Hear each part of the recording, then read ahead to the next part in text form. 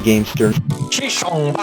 Today's game is Kingdom Under Fire: The Crusaders. Part real-time strategy, part hack and slash, all-American gaming classic. Initially released on the original Xbox back in 2004. Brought to us by the finest minds from the Divine Principality and Righteous Kingdom of Best Korea. The story in The Crusaders is told from the perspective of the 4 playable characters. To know every facet of the Holy War, you will need to complete every campaign. Within all that lies some of the most intense and exhilarating tactical action you will ever experience. With over 40 levels of pulse-pounding, sword-slashing, spell-slinging excitement, you will truly feel like the general of a great and powerful army. Each of the 4 heroes has their own distinct personality and playstyle. They all interact with each other in realistic ways. Essentially, every character in the Crusaders can be classified as either a racist or a religious extremist to varying degrees. It's absolute keynote to hear your hero casually dropping slurs while committing war crimes against the other factions.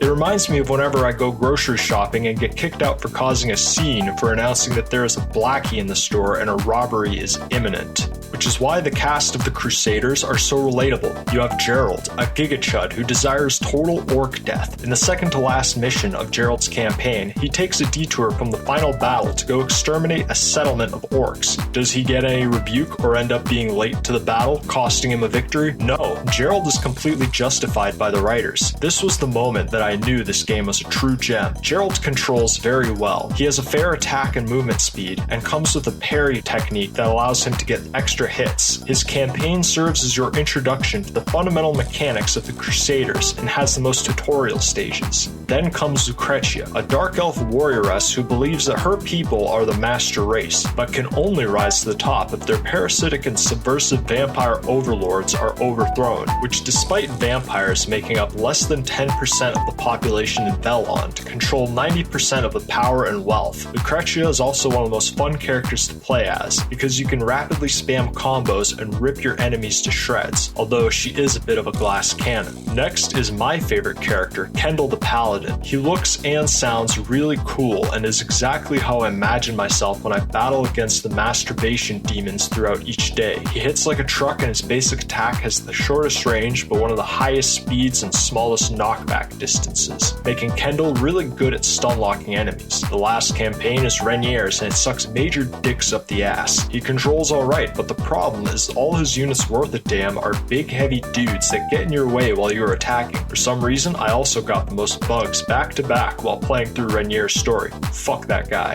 In addition to your heroes, you can array them in battle with various different units which can be customized by selecting and leveling up different skills for them, or buying and equipping different weapons and armors, each with their own bonus power-up effects. The RPG elements in the Crusaders are simple but essential to victory. At the end of each mission, you acquire XP and gold based on your performance. More kills equals more experience. You can then spend these points at the various settlements you stop at in order to upgrade your unit's abilities or purchase better gear. All of this is accessed from a menu between battles, so apart from the field of war, there isn't much of a world to explore. The controls in the Crusaders are simple and straightforward, as this was a console RTS designed to compete with the Pikmin series. It is intended to be played with an Xbox controller, so the control scheme is very tight and simple like my little sister. Mowing down enemies with melee or blasting squads with spells is incredibly simple, intuitive, and best of all, satisfying. However, the combat is also kind of janky and rough around the edges. There's no friendly fire, but you can still get hit stunned by your own artillery, for example.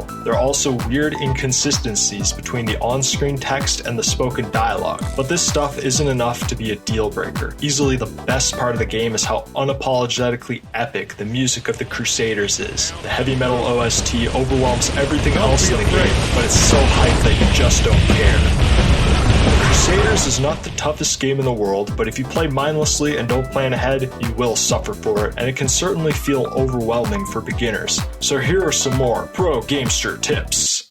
Pro Gamester tips. Number 1. Ice your niggas out. All equipment can have random special effects on them, like bonus HP, but the best effect is having an ice attack on your hero's weapon. This will make it so all your normal attacks will roll for a chance to freeze whatever enemy you're attacking. It only takes a few hits to permanently stun lock an enemy commander. If vendors aren't selling weapons with ice effects, reload your save until they appear. A level 10 ice weapon will always be more useful than a level 20 weapon with no effect. Furthermore, resistances from armors stack in their respective units, which means if your hero, his soldiers, and his 2 officers all focus on resisting a specific element, you could, for example, make your knights, which are vulnerable to lightning attacks, nearly invincible by equipping 4 lightning-resistant armors. Number 2, magic makes a world of difference. 2 of the best spells in the game are Blizzard for offense and Curatio for defense, which most basic units can learn. Give ice magic to one of your hero's officers so you can pop off a devastating spell as you charge into a fight. Blizzard also freezes enemies in their tracks while you cut them to bits. Give healing magic to your archers. Units currently engaged in melee cannot cast spells, so having your ranged units off to the side and ready to heal is extremely useful for keeping your frontline attackers alive.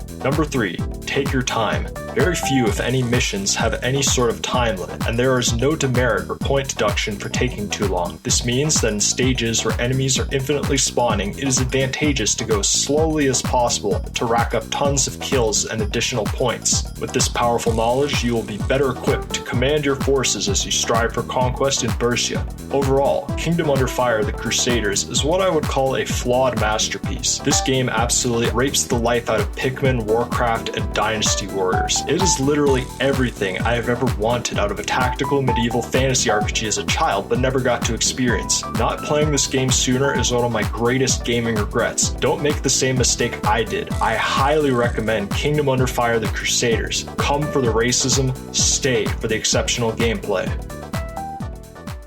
You will never be a woman.